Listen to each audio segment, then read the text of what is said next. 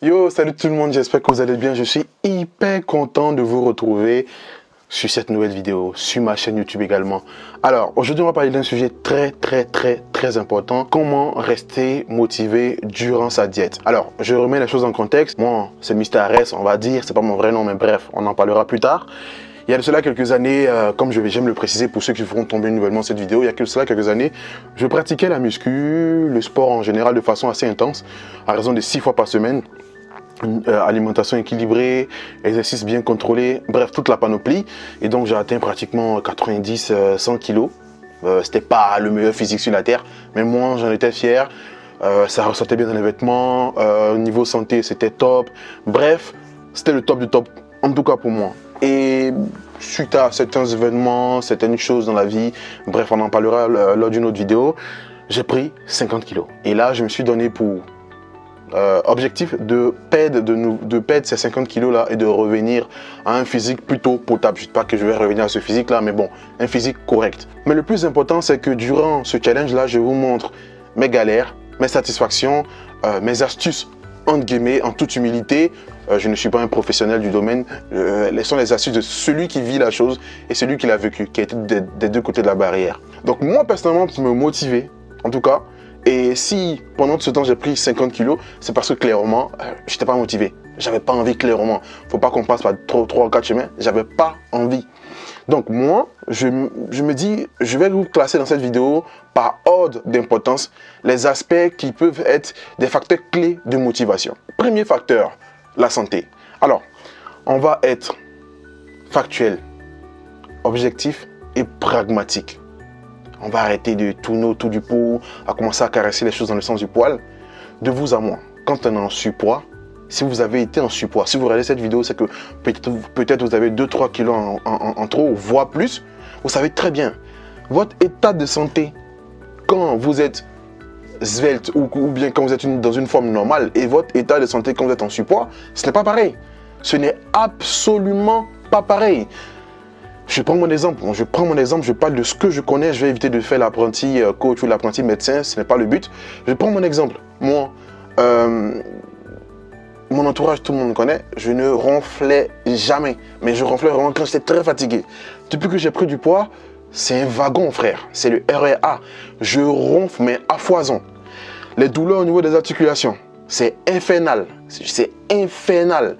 Genoux, tibia, hanches, dos, coudes, tout y passe. L'essoufflement. Souvent, vous avez des vertiges, vous avez des palpitations. Très clairement, je pense que objectivement, quand vous êtes dans le faux, vous le savez. Quand on est dans le faux, on peut se mentir. Mais au fond de nous, on sait que la voie qu'on est en train de prendre, elle n'est pas bonne. Donc clairement, s'il vous arrive dans votre diète de ne pas être motivé, dites-vous que vous n'avez pas envie de continuer comme ça. Parce que clairement, ce chemin-là, il ne faut pas qu'on se mente, hein, avec le stress quotidien qu'on a, avec la qualité des aliments qu'on consomme, très souvent, on côtoie l'AVC, des maladies cardiovasculaires. Donc, je pense qu'on doit toujours avoir à l'esprit que si on veut préserver notre santé, il faut absolument qu'on perde du poids. Et de façon saine, pas aller faire des régimes à base de plantes, des régimes à base de légumes, des régimes à base de sel ou je ne sais quoi encore. Donc vraiment, le premier facteur pour moi, c'est vraiment la santé. La santé, la santé, la santé. Alors, le second aspect pour moi qui est très important, qui peut être un vecteur, un facteur, un game changer dans la quête de motivation pour sa diète, c'est le partage. Je m'explique. Dans mon cas actuel, très clairement, je suis très mal à l'aise de dire aux gens que je pèse 150 kilos. Enfin, que je pesais 150 kilos, j'ai perdu un peu moins, j'ai perdu un peu. Mais je ne suis pas à l'aise avec ça parce que de facto, les gens se disent que je pèse 110, 115 parce que je suis, on va dire, un peu grande de taille et je m'habille en pull et tout pour camoufler tout ça. Donc, voilà. Et comme j'ai fait de la muscu pendant longtemps, on a l'impression de, alors qu'en bas, c'est Bagdad. Bref. Donc, j'ai un peu du mal avec le fait de dire que je pèse 150 kilos. Cependant, je suis conscient d'une chose. Si je dis aux gens, plutôt à mon entourage, à tous les gens que je connais, que je pèse 150 kilos et que j'envisage de perdre un certain nombre de kilos et que je me donne pour objectif de perdre environ, 500 grammes chaque semaine, Je connais mon entourage, je connais la façon de penser. Ils me diront au bout d'une semaine, c'est comment? T'en es où? Donc ce que je fais, j'emboîte le pas. Je leur dis, vous savez quoi?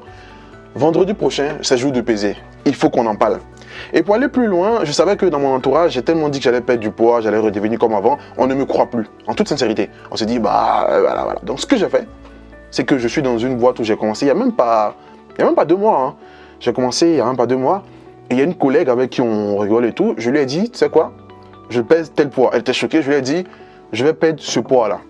Et le vendredi prochain, moi, je t'assure que moi, je vais perdre environ, d'ici 10 jours, je vais perdre environ 1, voire 1,5 kg. Je lui ai dit ça.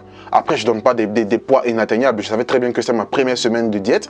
Donc, potentiellement, j'allais perdre beaucoup plus qu'à l'accoutumée. Donc, je donne mon objectif. Et je me laisse charrier parce que je sais que je me laisse charrier. Donc, cela fait que, en semaine, quand je suis tenté de céder, automatiquement, je me dis, non, je n'ai pas envie de passer pour le mec qui n'a pas de parole. Donc, je m'efforce à faire les choses correctement.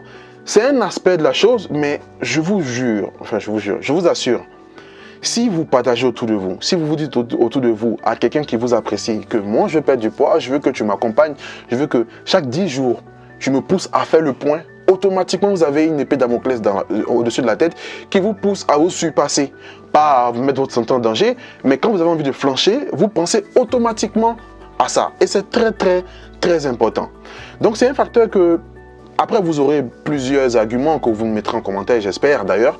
Mais moi, en tout cas, voilà les 2 leviers d'action principaux que j'utilise comme facteur de motivation. Après, il y a des leviers d'action qui sont dans le folklore de la perte de poids, qui sont beaucoup moins importants, on va dire. Le premier d'entre eux, c'est la confiance en soi. Je ne sais pas pour vous, mais en tout cas, pendant un bon bout de temps, j'ai capitalisé sur mon physique. C'est-à-dire que même dans le milieu du travail, quand je travaillais, quand je savais que j'étais bien habillé, quand je savais que j'étais bien dans ma peau, de facto, il y a une certaine confiance en moi qui se dégageait et ça se ressentait.